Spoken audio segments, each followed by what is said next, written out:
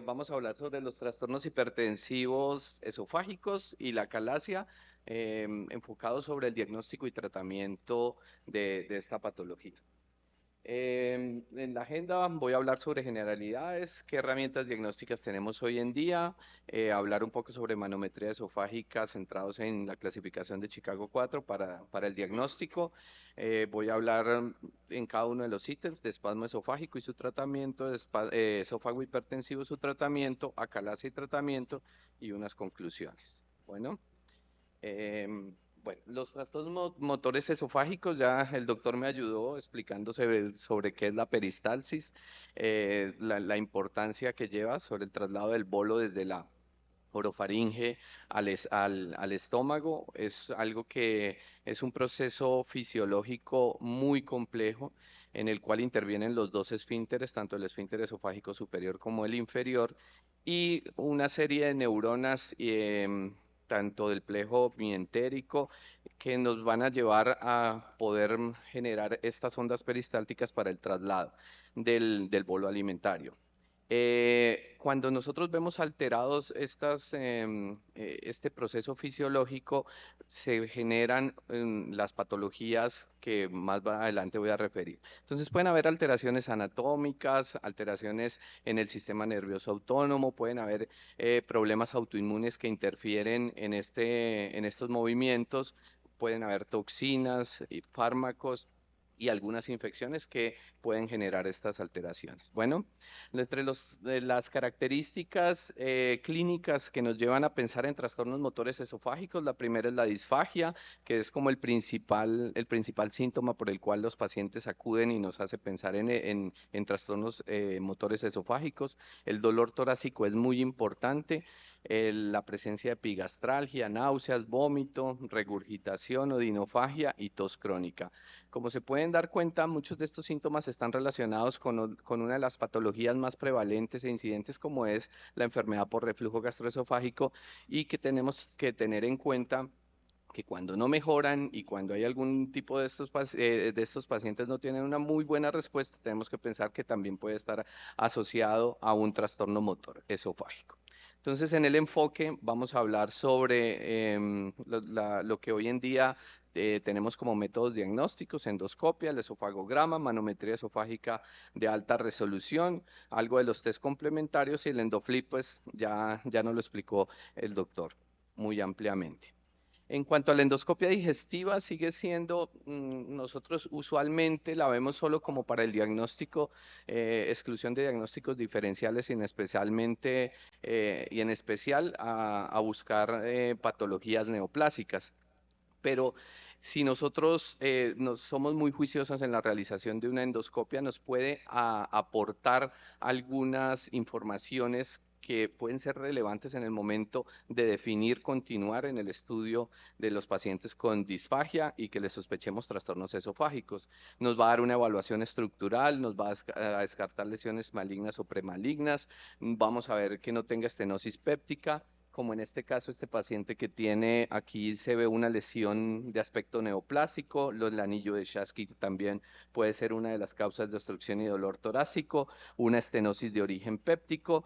Y muy importante, descartar esofagitis eosinofílica, el tema que viene adelante, pero en este tipo de pacientes, o sea, si nos llega a nosotros un paciente con disfagia para un estudio, una endoscopia por disfagia, nosotros como gastroenterólogos y endoscopistas deberíamos tomar biopsias en este tipo de pacientes porque hace parte de la secuencia de diagnósticos y para descartar otras patologías. En cuanto como a las características que podemos encontrar en endoscopia para búsqueda por lo menos de la calasia, el doctor se desarrolló esta escala de Cameron que fue por el doctor se hizo en el 99 por el doctor Cameron, pero ahorita en el 2022 en la Haga demostraron un estudio en el cual trataron de validar este score de Cameron que nos sirve para el diagnóstico de acalasia y trastornos motores y de obstrucción al tracto de salida de la unión esofagogástrica. En esta escala, lo que buscaban era evaluar estos cinco ítems, lo que uno encuentra en la endoscopia: la anatomía, si hay la motilidad o alteraciones, si hay esofagitis y cómo es la unión esofagogástrica. Aquí podemos ver cada uno de 0 a 2 puntos y uno va sumando. Se encontró en el estudio, ellos reunieron 20 videos, en esos 20 videos de pacientes ya con diagnósticos o de acalasia o trastornos espásticos esofágicos o de trastornos de la motilidad como aperistalsis, se lo mostraron a 20 endoscopistas expertos y les dieron estos ítems para que llenaran la tabla para determinar si encontraban el esófago dilatado con divertículos, si observaban ausencia de contracciones por lo menos en la peristalsis, si había éstasis o esofagitis, si había candidiasis como en general y las características de la válvula. Y encontraron que los pacientes que tenían más 4 puntos o más, al sumar tenían una muy buena sensibilidad para el diagnóstico de acalasia y una especificidad del 83% con un área bajo la curva de 0,92. Entonces es interesante que cuando uno es juicioso en un procedimiento endoscópico puede dar algunas directrices para ir pensando que el paciente sí tiene un compromiso esofágico. El otro método diagnóstico que tenemos hoy en día y que se utilizaba desde hace mucho tiempo en la clínica Mayo, lo utilizaban para hacer los seguimientos y objetivizar los pacientes que iban a ser sometidos a procedimientos endoscópicos o quirúrgicos por acalasia, es el esofagograma cronometrado.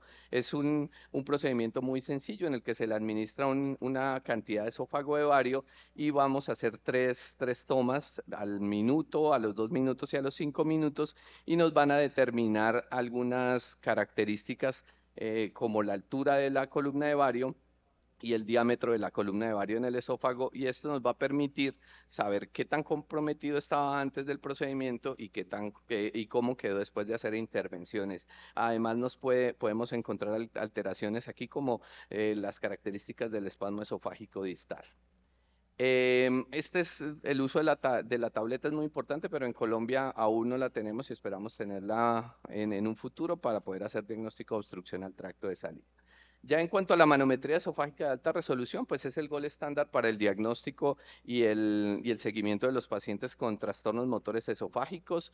En el 2020 se reunió un grupo a nivel mundial en los cuales trataron de dar las recomendaciones sobre los diagnósticos y cómo debería hacerse el protocolo para llegar a un diagnóstico. Entonces, el día de hoy, pues, como les dije, vamos a hablar sobre estas características del esófago hipercontráctil, del espasmo esofágico distal y de acalasia. Importante, lo que ya había referido el doctor Pineda, entonces en la acalasia es un trastorno en el cual hay una alteración en la relajación del esfínter esofágico inferior, contienen un IRP elevado y algunas características o aperistalsis con unas características especiales manométricas que ya les voy a contar. Y en el espasmo esofágico distal está presente el IRP, la distensibilidad del esfínter esofágico inferior es normal, pero tiene unas características en las ondas que ya les voy a ir contando. Bueno, entonces vamos a empezar aquí por el espasmo esofágico distal. Tiene estos criterios manométricos que tenemos que tener un 20% de contracciones prematuras. Se le conoce una contracción prematura cuando desde el inicio que empieza la deglución a que se ocurre el punto de desaceleración es menor eso se le conoce como latencia distal y es menor de 4,5 segundos y con una presión o una onda de peristalsis o un DSI, que es la capacidad contráctil del esófago normal, que es mayor de 450 milímetros de mercurio por centímetro por segundo. Siempre evaluado en el contorno de los 30 milímetros porque a veces el equipo da unas latencias distales que no corresponden, entonces uno tiene que evaluar que esto sí está en una adecuada posición, tener en cuenta que esta altura donde se toma la latencia distal tiene que estar máximo 3 centímetros del esfínter esofágico inferior, porque si no nos va a dar lecturas erróneas. La prevalencia del 3 al 9% entre los pacientes que tienen dolor torácico y se les sospecha un trastorno espástico. La fisiopatología, pues muy similar al de la acalasia, un deterioro en la vía inhibitoria esofágica, pues hay una contracción prematura de la capa muscular distal y hay que tener en cuenta que estas son una de las patologías asociadas y que uno puede llegar a intervenir, que ya les explicaré más adelante, como la enfermedad por reflujo gastroesofágico, el uso de opiáceos, la esofagitis eosinofílica y una que es de tipo idiopático. En cuanto al esófago hipercontráctil, entonces una de las características es un IRP normal y que tenemos una integral de contractibilidad mayor de 8000. Como vemos, el color es mucho más rojo, esto mide presión en un área más grande y que tiene que estar presente en más del 20% de las degluciones. Cuando tenemos, de acuerdo a las características de estos picos de presión, como les muestro aquí, podemos hacer el diagnóstico o de un esófago hipercontráctil, como en este caso, o un esófago de Jackhammer cuando es multipico. Eso antes se manejaba de la misma manera, pero con Chicago 4 y las recomendaciones ya nos da unas características matométricas para definir cuándo es un Jackhammer o cuándo es un solo esófago hipercontráctil.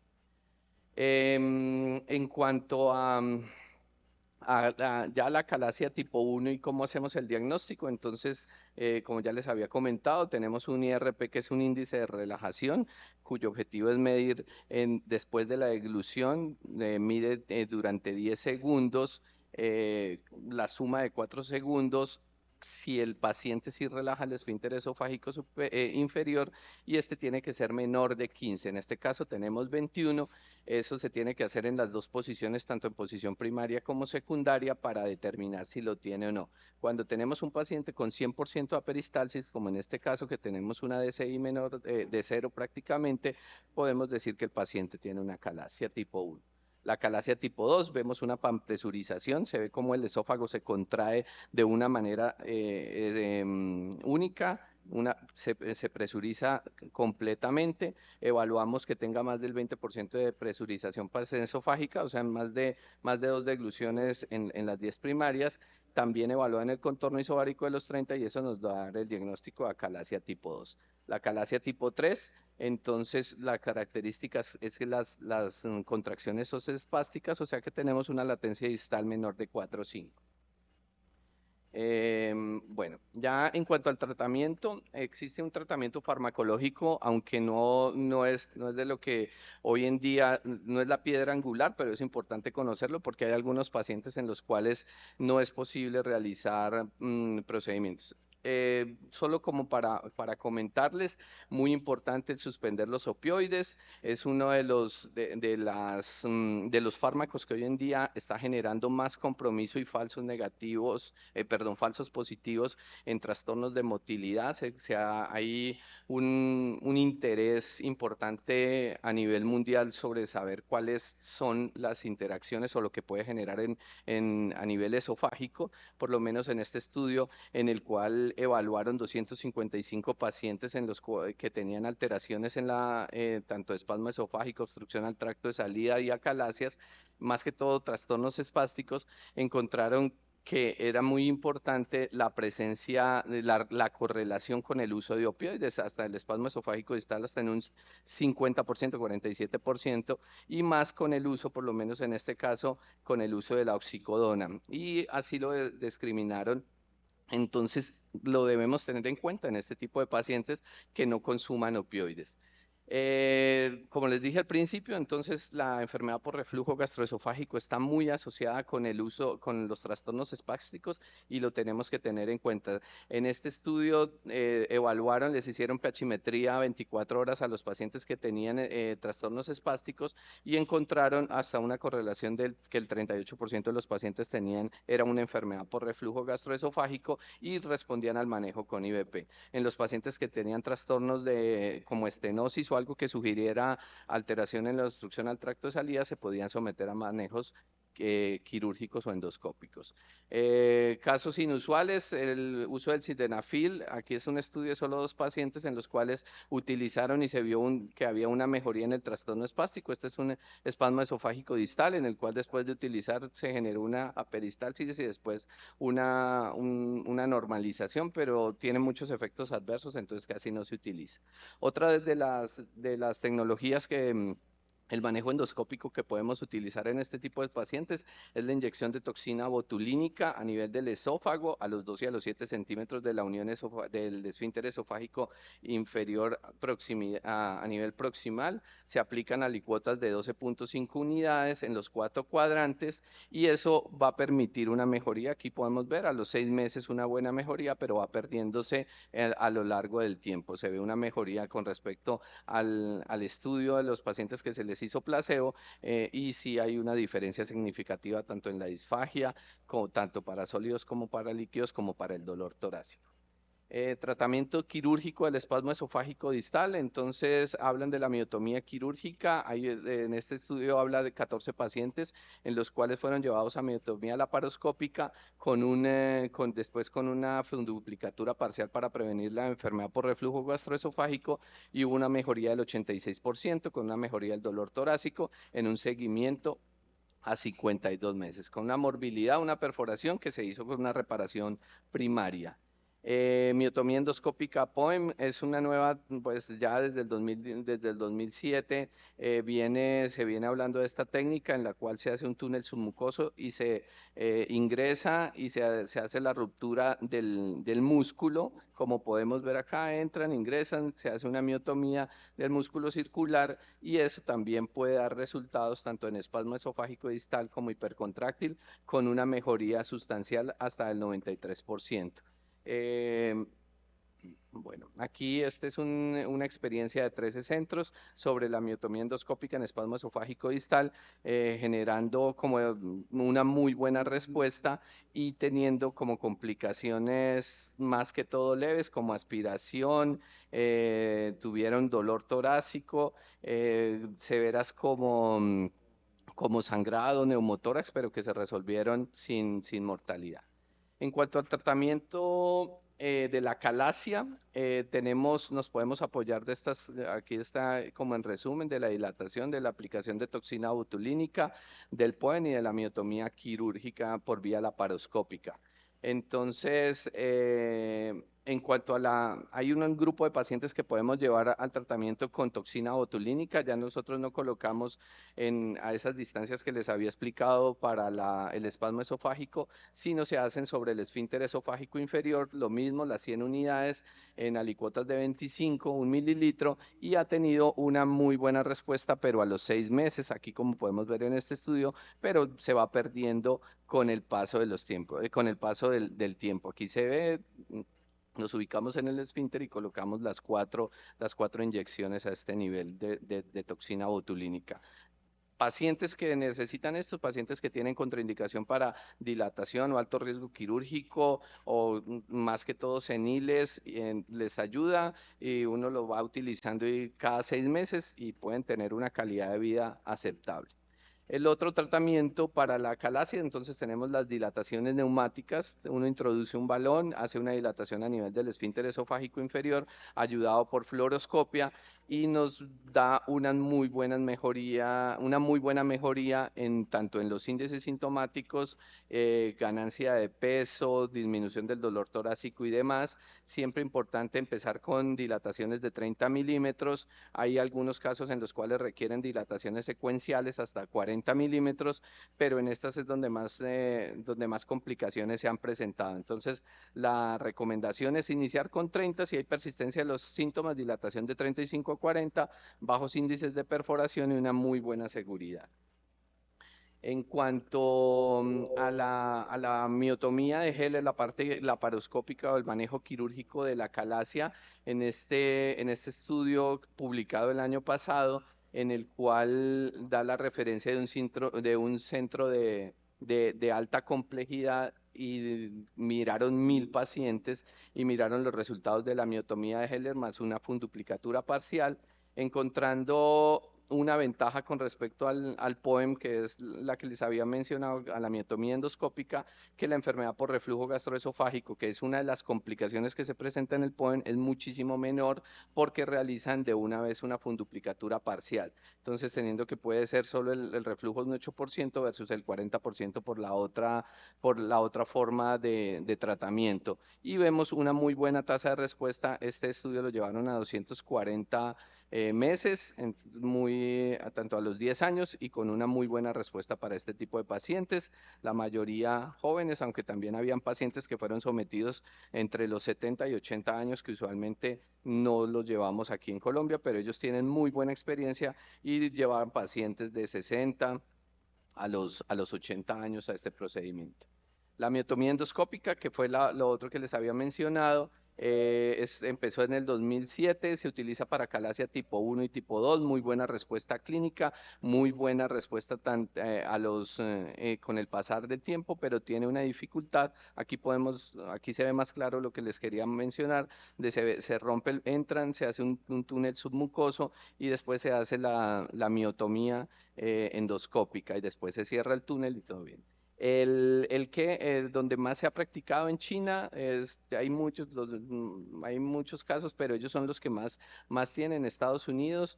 Y aquí en Colombia ya se está haciendo, hay un grupo, en la Javeriana lo están haciendo y hay un grupo del doctor Rodríguez que también está y estamos avanzando en este tratamiento. Una de las complicaciones es la enfermedad por reflujo gastroesofágico, entonces se ha tratado de hacer algunas modificaciones en las técnicas quirúrgicas para prevenir estas complicaciones y ya es aquí a nivel de la unión esofagogástrica tomar una dirección para no dañar el músculo en la parte circular de la unión esofagogástrica y eso puede llegar a prevenir la enfermedad por reflujo gastroesofágico. Ya para terminar, entonces estas son las complicaciones de la calasia. Podemos encontrar un esófago dilatado o esófago ensumidero, que es también una complicación tardía de la calasia y a la cual en muchas ocasiones, o antes se pensaba que solo el manejo quirúrgico era necesario, pero el manejo quirúrgico como la esofaguectomía era lo único que se podía aplicar, pero hoy en día hay algunos estudios realizados por cirujanos laparoscopistas en centros de alta especialización y ha buscado y visto buenos resultados de la miotomía de Heller cuando hacen una liberación del esófago a nivel mediastinal de hasta 10 centímetros, hacen una tracción del esófago y mejoran este esófago en sumidero y aquí podemos ver un esofagograma en el cual se ve mejor y además de eso le hacen una funduplicatura y tienen muy buenos resultados. Tiene que ser un laparoscopista experto y que conozca muy bien de la técnica quirúrgica, no se puede hacer en todos los sitios. Y este es uno que me llamó la atención. Endoscópicamente vienen nuevas tecnologías. Esta es la tecnología Apollo, en la cual es una sutura endoscópica y que nos permite hacer una técnica que se llama esofagoplastia endoscópica. Aquí se marca, se ve el esófago en sumidero, la dilatación, y tú puedes hacer una aproximación, cerrar esto y dejarlo como más verticalizado y eso puede llegar a ayudar a mejorar los síntomas. Debido a que estos pacientes, si nosotros los sometemos a dilataciones, otro tipo de intervenciones a nivel de la unión esofagogástrica, por más que dilatemos aquí, se le sigue acumulando la comida acá y le va a generar la persistencia de los síntomas. Entonces, esto es el futuro. Pues aquí en Colombia no tengo datos de que se haya realizado. En Ecuador sí, el doctor Robles nos mostró dos datos de dos casos de dos pacientes a los cuales realizó. Y ya cuando tenemos los pacientes que no tenemos opciones o no hay respuesta tanto al manejo médico, endoscópico, quirúrgico,